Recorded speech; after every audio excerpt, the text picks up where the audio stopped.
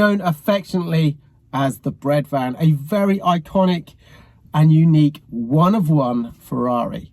Today, I'm going to share with you something extremely exciting, a bespoke built homage to the Breadvan that's being created using a more modern day Ferrari V12 as its underpinnings, in a similar fashion to the 250 used to create the original Breadvan.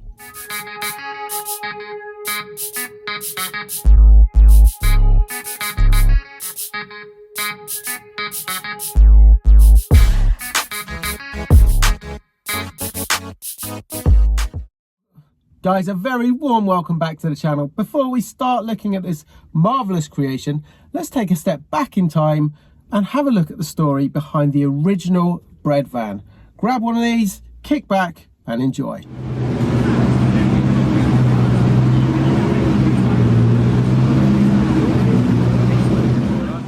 Back in the early 60s, a very unique car was created. It coined the name Breadvan due to its distinctive cut-off angular rear end. The story behind its creation is certainly an interesting one. At the end of 1961, there was a dispute at the Ferrari factory between Enzo's wife and several key employees, which forced them to leave and find work elsewhere.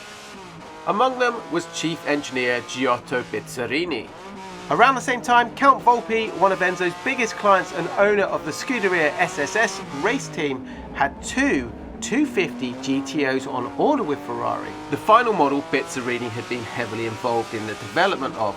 Volpi hired the ex-employee, but upon hearing this news, Enzo was outraged and cancelled the Count's 2 GTO orders. With no GTOs being supplied for his race team, Volpi put his new employee to work alongside Piero Drogo and set them the task of creating a GTO-beating race car by modifying a 250 GT short wheelbase. Using chassis 2819 GT, they lowered the 3-litre V12 engine, moved it back and made it dry sump. But the biggest change was the body with its unique cut-off tail coachwork. The car was raced several times and at Le Mans was actually beating the GTOs prior to having to retire due to drive shaft problems. This unique one-of-one creation, if it were available to buy today, would cost north of £20 million.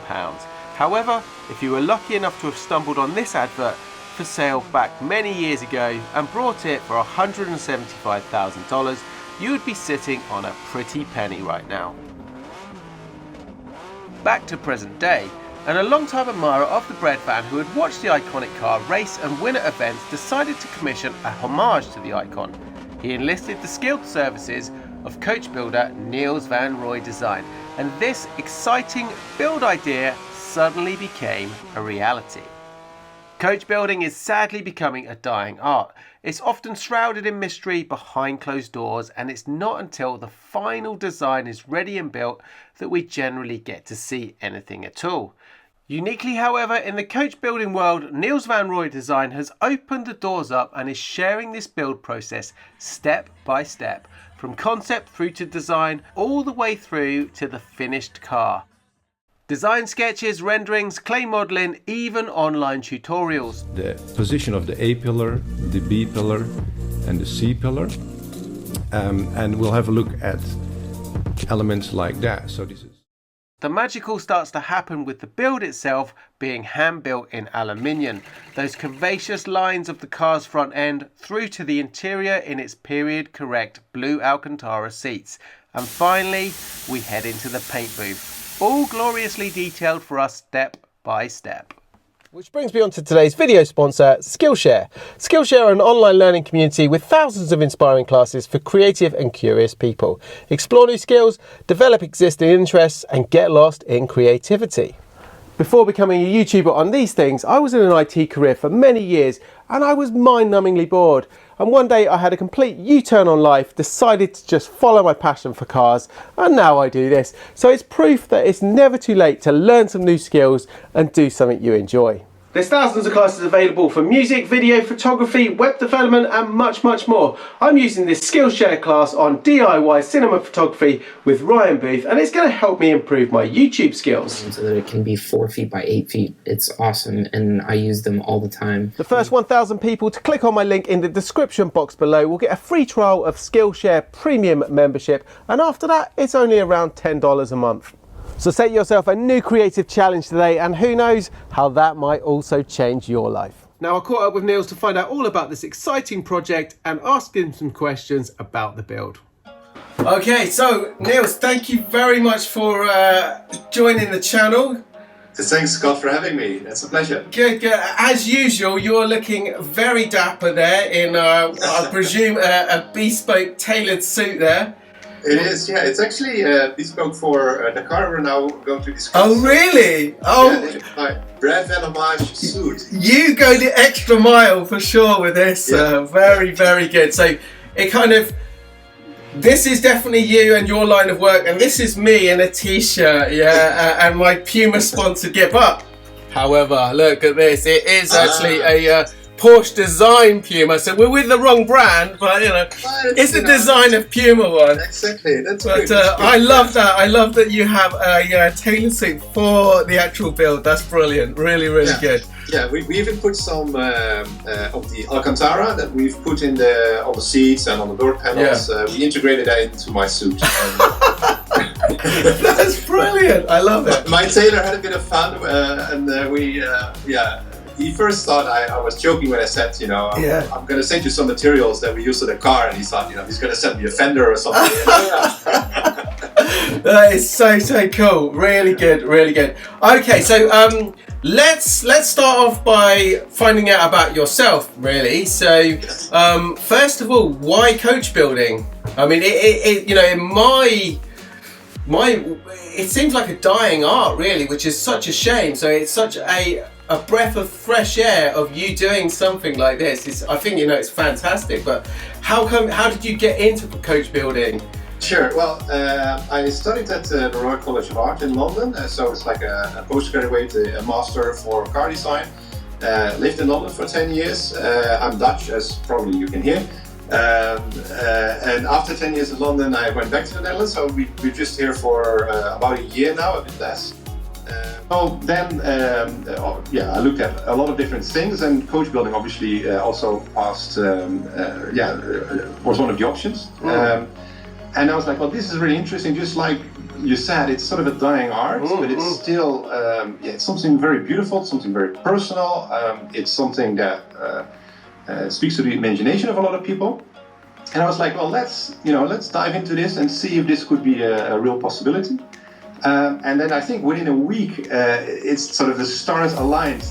I got a request from somebody in the Netherlands who said, well, you know, a great friend of mine, he has a Tesla, Niels, and I know this is going to sound weird, and it's a weird question, I'm sorry for worrying you, but do you think you could help him out with designing a shooting brake based on his Model S? Yeah. And I was like, yes, I can.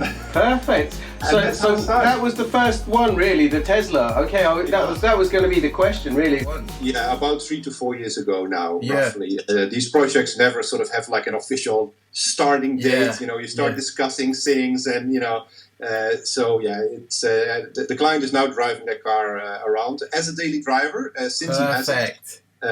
You know, come rain, come shine, people spot him at the Schiphol Airport, Amsterdam, Schiphol Airport, long parking. You know, they send you pictures like, Niels, you know, your car is at the airport. Brilliant. I know. Excellent. I love to hear these cars that are being used, you know, that they're fantastic designs, fantastic creations, but if they're just put in a garage and not used, then, you know, it just loses something for me. So you've done the Tesla, you've done the Range Rover Coupe. That's a very cool one. You've also Adventum, we call it Adventum Coupe. Okay.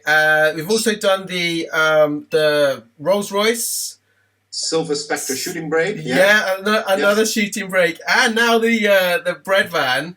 Yeah. Do you have a particular favourite of the of any of your builds? Well, all very different, by the way, aren't they? Very. That's what it is, you know, and that's the beauty of it. It's like choosing between your children. I can't really do that, you know.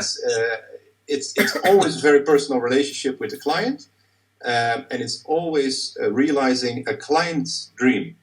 So we don't start something from scratch because it doesn't make sense. It's like you refer to my tailor-made suits.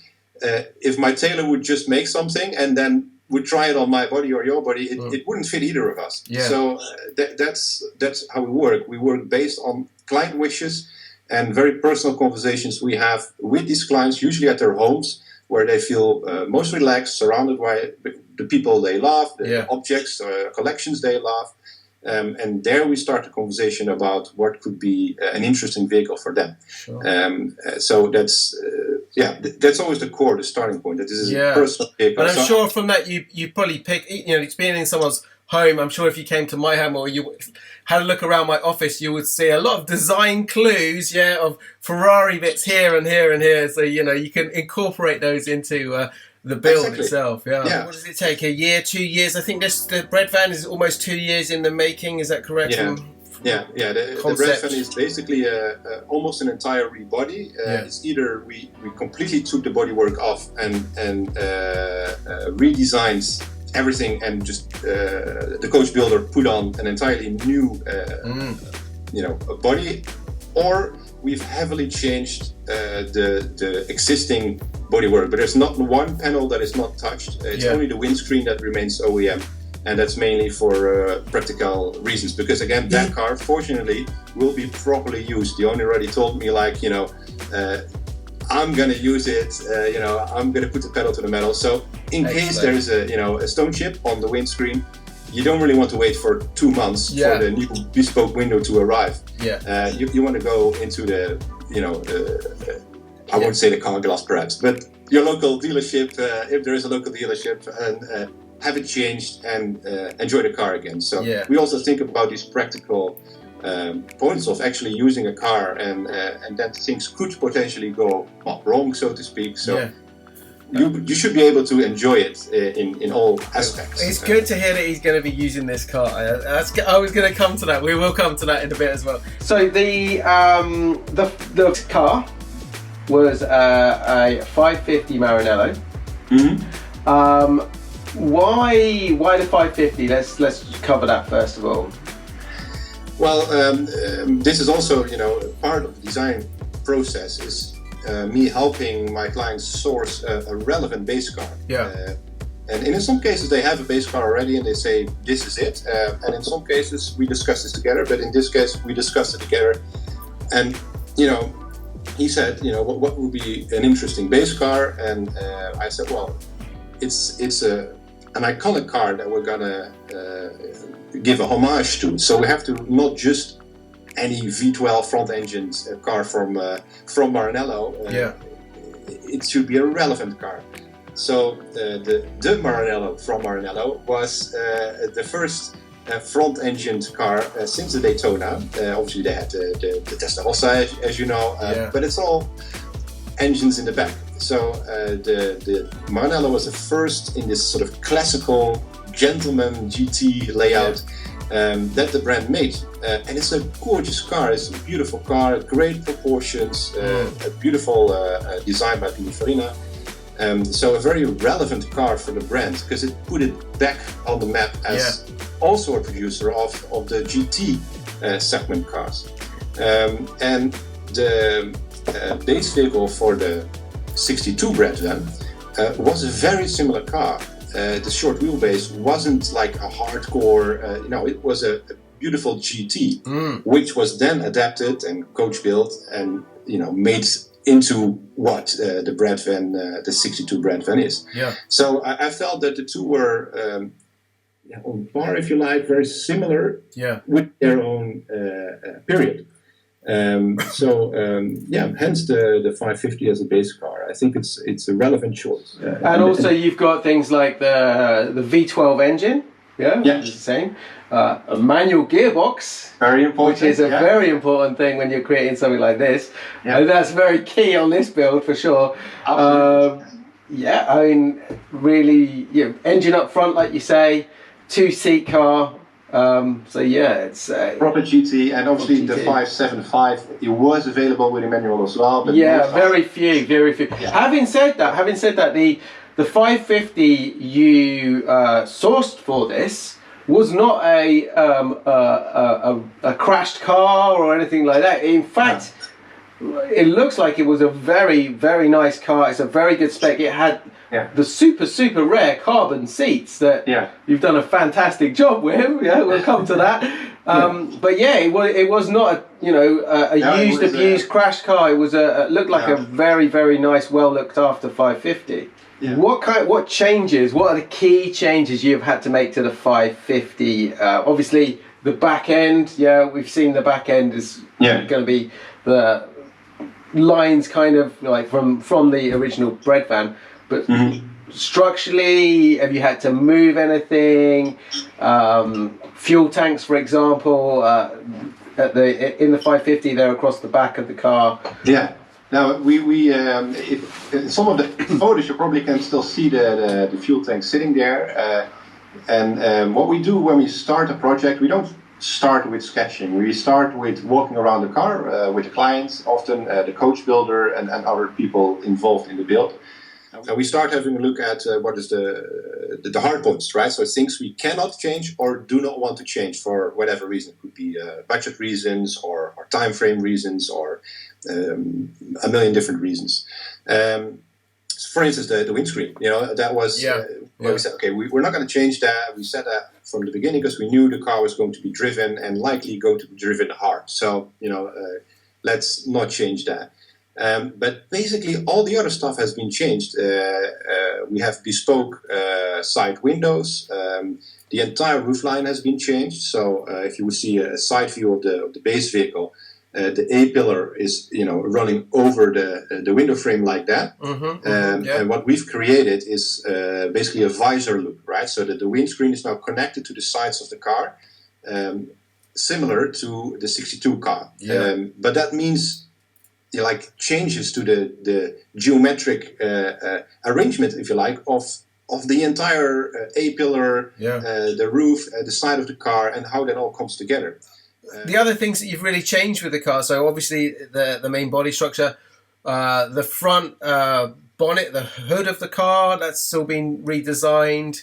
It's literally every single panel on the car except for the windscreen. It's as simple as that. Wow. So the entire rear end is completely changed. There's nothing even structurally that links to the Maranello base vehicle. The fenders are in a different position. The car is wider at the back.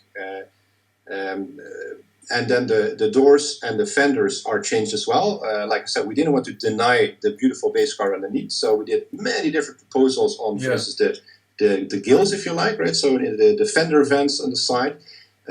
We've designed proposals without any fender vents. We designed completely different fender vents.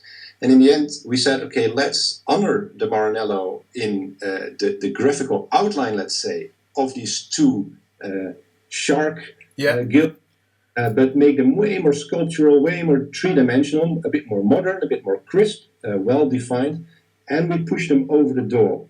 So the skin that comes from the gills is more horizontal. Wow. It gives the car a bit more... I didn't realise you've done... It's just these subtle things, you see. I'm sure the clay side of things must take a long time to do. It does, yeah. And, you have to mention, you will never get it right the first time. So in this case, the coach builder has done most of the clay work. And then every so many times I would come over to judge the model. And you have to mention, the guy's been working on the clay model for a week. I come in and within 2 minutes I say, okay, that's fantastic, but it's all going to come off. I'm going to redo it. Yeah, and I'm sure he loves you for that, Fortunately, he's a guy who understands it's not about his ego or my ego, it's about the car. The car is always the focal point, always number one. And we as a collective, as a team, are always striving for perfection. Any upgrades in the car? Did you change anything? Power to the engine? There was one thing I know that you worked with Coney, is that correct, for the suspension side of things, which again is Ferrari heritage. They've used Coney for years. Yeah, exactly. So Coney has actually developed bespoke shocks for this specific car. They did an amazing job. We work with Vredestein tires as well, so no bespoke tires there, but performance tires for our cars. They are wider, the rim is bigger, because we have a bit of extra visual weight on the back, basically. So we have to counter that with slightly bigger wheels. No extra horsepower output. We could have done that, but we will never, because it's a 20-year-old car, we will never ever reach the level of an A12 or an F12 or anything modern. And it's not, in this case, it wasn't really the goal to create a thoroughbred performance only car. It's a homage, an ode to a car that is very important, and that was the main goal. And then, so the rear end of the car, the Breadvan side of things, is there going to be any functional use there? Are you going to be putting, say, an electric bread oven in the back of it? We could. I'll write that one down. Well, in all fairness, the 62 car, it didn't have much space there, and the same is actually true for us. We do have a rear window that opens, similar to the 62 car, but the amount of space is actually quite small. There used to be a spare wheel basically sitting up straight in the back, but we removed the cassette, if you like, where the wheel will sit in, because it's quite low into the rear bumper of the Maranello. And we actually, there's no rear bumper in our car. It's one piece of sculpture. It's top to side to bottom. It's one continuous flow of aluminium bodywork. And the rear end is actually lifted a little bit, because that's again very typical of the Breadvan. It's this straight roof and a relatively light rear end. So the two were just, it wouldn't fit. So we decided, okay, let's take everything out. And lift that rear end, the bottom, let's say, of the rear end, so the amount of space there is enough for a brat, I would say. So you could take it, maybe shop into the local shop. One or two bags in the back. Exactly. It's amazing to hear that, because you see something, and I thought there would be so much left of the original 550. You've made loads of changes to. The structure of the car, the chassis of the car as well, to create this. And the interior too. So the door panels are bespoke. Like we said, we kept the shell of the very unique carbon fiber seats. These days you can get carbon fiber in, I think, every Kia on your dashboard. But back in those days, carbon fiber was very special. We could have chucked out the seats, put on some, Recaros or some specific race seats. But we said, no, let's honor the Maranello there, but enhance it a bit, turn the volume up a little bit more. So the padding is new, obviously the upholstery is new, but the padding makes that the shapes of the seat are a bit more pronounced, a bit less flat. It's subtle, but it's there. And, you've used that blue Alcantara that you see in so many of the 60s Ferraris. That I'm sure is on your suit somewhere. Fantastic, There really it is. Good. Wow, very, very nice, very nice. So we like. So you've used that. You've got. I saw a nice video of the stitching, the logo stitching within the seats. That's just the little subtle things, and then the dash clocks as well. The clocks there. I didn't realize until I started looking closely at the original Breadvan. The logo and things like that, and the font that you've used really does kind of go back to the original car. So it does. It harks back to that. One of the special features in the interior as well. What we did first, I'll tell you how we got there, because that's important in the story. We mapped the entire road, let's say, you would go to from walking up to your car, opening the door and sitting down and starting the car. So what do you touch? What do you feel? What do you hear? All these sounds and tactile properties.